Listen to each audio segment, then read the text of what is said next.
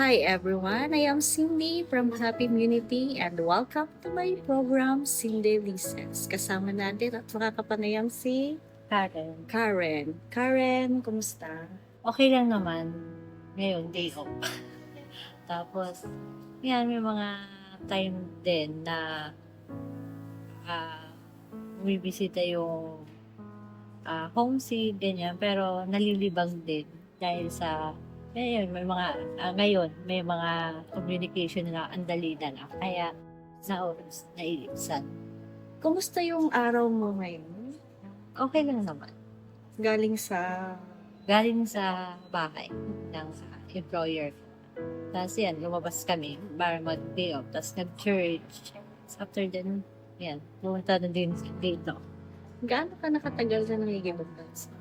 At ako, first time ko pa lang ngayon. Magwa 1 year pa lang ako dito sa Hong Kong. Nanggaling ka na ba ibang bansa? Hindi pa. Kilala. Oo, first time ko pa lang mga ibang bansa.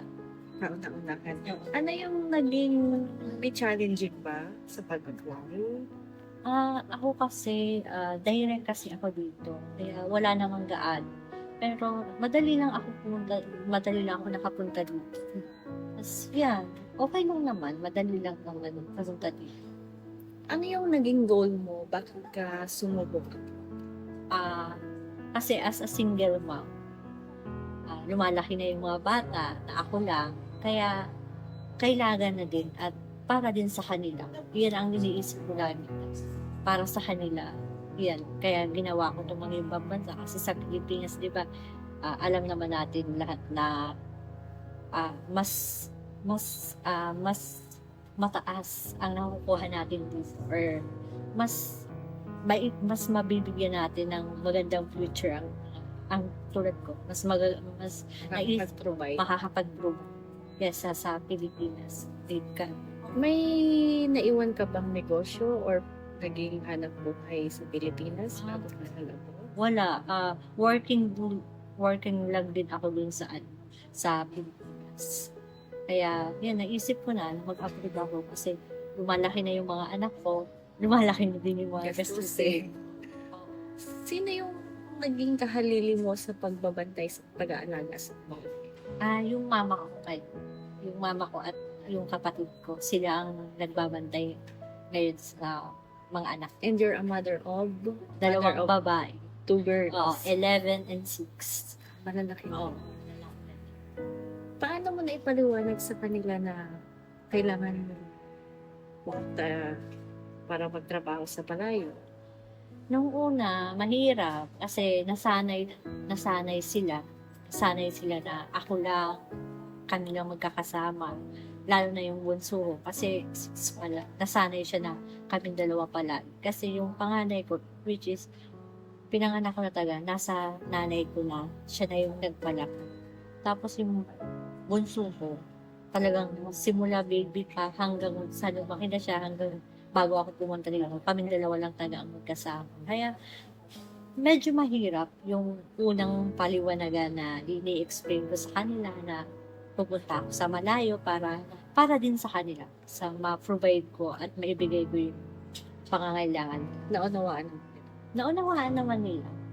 Pero may mga times pa din na tinatanong nila kung kailan daw ako uuwi. Parang minsan, mahirap i-explain. Pero naiintindihan naman nila kaunti. Paano mo nababalanse yung oras mo sa pamilya mo at oras mo sa trabaho? Sa akin kasi, pasalamat din ako ngayon sa employer na sabi nga, sobrang swerte ko daw sa kondisyon ko bilang employer. Kasi wala akong problema. Kasi dalawa lang kami ng amo ni Kungkung. Dalawa lang kami sa bahay. Kaya anytime naman, pwede akong gumamit sa pakikipag-usap sa pamilya ko, lalo na sa mga anak ko. Wala akong problema sa employer. Kaya yun ang mas madali para sa Mas magaan din. mas magaan din. Kasi sarami ngayon kasi hindi na lingid sa atin yung mga nagiging mga ibang employer, may mga camera sa bahay. Sa akin madali din. Kung, halimbawa, may dumarating na problema galing Pilipinas, syempre, di ba? Paano mo yun na overcome pag may problema kang nababalita? Especially sa single As a single. Paano ba? Ano na lang, yun nga, hindi ko din nakakalimutan na isip ng ano, at manalangin din. Talagang katulong ko din talaga pag may dumarating sa akin na para makapag-isip-isip ako ng mas makakagagaan. Yun, binabalance ko na lang. Inaano ko na lang, dinadaan ko na lang sa dasal, yun, para makagaan-gaan sa pakiramdam. At yun nga, pare-pares na hindi na talaga natin maiwasan yung problema na dumaraan. Yun nga, iniisip ko na lang, matatapos din to, magiging okay din. Parang gano'n na lang. Pero dumadaan pa din ako sa proseso na talagang mapapaisip ka, bakit ganyan, bakit ganyan. Kasi yan, minsan na ano na lang din, nagiging okay na lang. Isip ko na ganyan na magiging okay at isip ko na lang na para sa mga anak ko, kaya titiisin ko lang. Namimiss mo na. Oo, sobra. sobra ko nang namimiss. Kasi, mag-1 year pa lang naman ako dito. Sobrang miss kasi ito yung una namin na magkakahiwalay talaga. Lalo na ako na single mom. Nasanay sila. Nasanay din ako sa kanya. Kami lang talaga magkakasama. Nahihirap. Narimiss ko na. Paano yung adjustment mo no? Siyempre may mga passion na wala. Oo. Paano mo yun na overcome? Wala ako sa ganito bakasyon. Ano yung pamamaraan?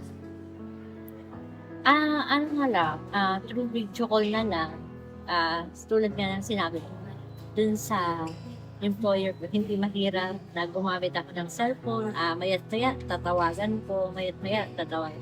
Pag may mga yan, pag may mga special occasion, tumatawag ako sa kanila para, oo, sabihin na natin, wala ako din, pero parang nandun pa din ako. Kaya yan, hindi din mahirap na ganun. Yan lang, talagang sa mga special occasion talaga, lalo na sa birthday. Kami birthday pa lang ng panganay. Yan. First time kung wala ako sa sa celebration nila. Bilang single mom, ano yung humubog sa'yo para matawag ka? As single mom, ay grabe. Grabe yung pinagdaanan. Kasi yung naging partner ko, mas pinili yung iba kaysa sa akin. Mahirap. Halos halos gabi-gabi umiiyak ako. Dumating nga hanggang ngayon, minsan okay na din ako hanggang talagang dumaan din ako sa stage na depression, anxiety. Kasi iniisip ko yung anak ko. Ayaw kong bigyan na broken family. Tapos parang yung nagmakaawa. Kulang, as in lumuhod na talaga ako na wag niya lang kami na lang ang piliin niya ng mga anak niya. Tapos, yun, wala din nangyari. Tapos, yun na lang, inisip ko na lang, tinignan ko yung anak ko. Yun na lang yung naging inspirasyon. Sabi ko, pag ako sumuko, paano na itong anak ko? Sumuko na nga yung tatay nila.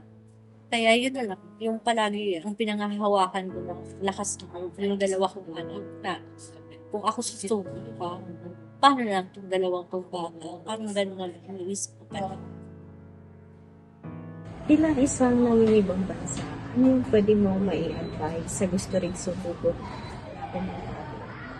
yun nga, yung lakas ng yung loob, tapos palagi mong titiwala sa taas. At yan, maging kasi dito sa atin, di ba, yung mga mapansamantala na akala natin, pwede natin pagkatiwala.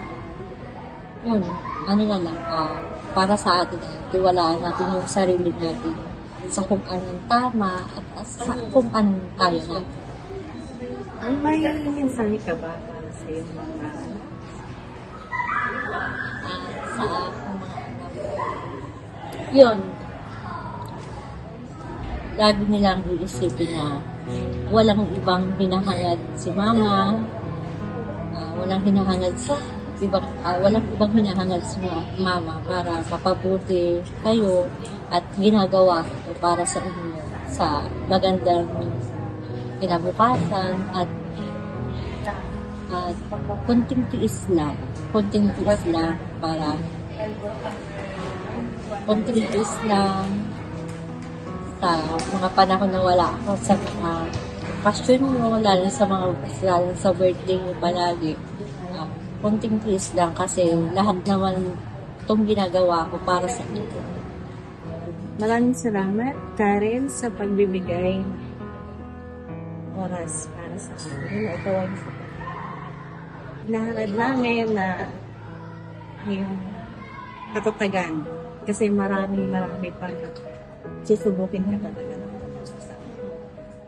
Thank you, Happy Community, kasi napabilang ako dito, napaunlakan ko na ma-interview dito at may naibahagi ako na kwento about sa akin at sa mga susubok para mga ibang bansa.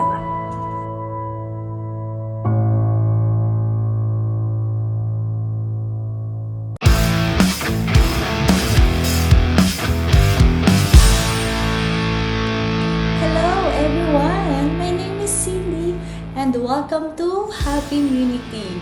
Please don't forget to subscribe and hit the button